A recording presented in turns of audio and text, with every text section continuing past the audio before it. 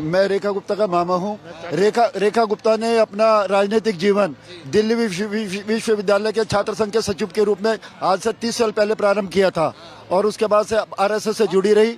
परिवार में जो है सब लोगों को साथ लेकर के चलती है। हमें इस बात की बड़ा भारी खुशी है कि भारत के लोकप्रिय प्रधानमंत्री श्री नरेंद्र मोदी जी ने रेखा गुप्ता को पहचाना और उन्होंने दिल्ली के मुख्यमंत्री के रूप में एक बहुत बड़ी जिम्मेवारी दी है।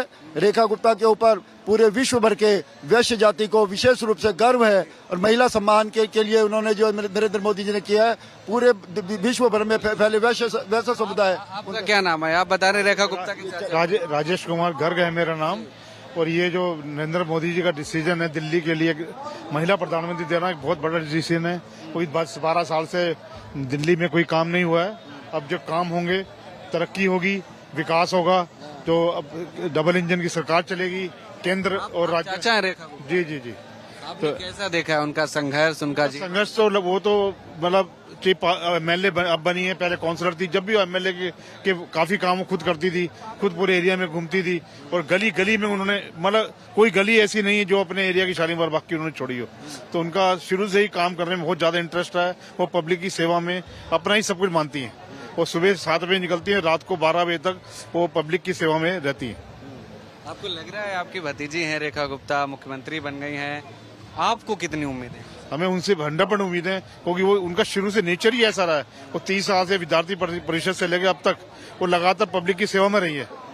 घर की तरफ उनका ध्यान कम रहा है, जब जितना सबसे ज्यादा ध्यान उनका पब्लिक की सेवा में रहा है। वो पब्लिक की सेवा के लिए शालीमार बाग का उन्होंने जहाँ जिस एरिया में रही है उसका विकास पूरी तरीके से करने की कोशिश की है।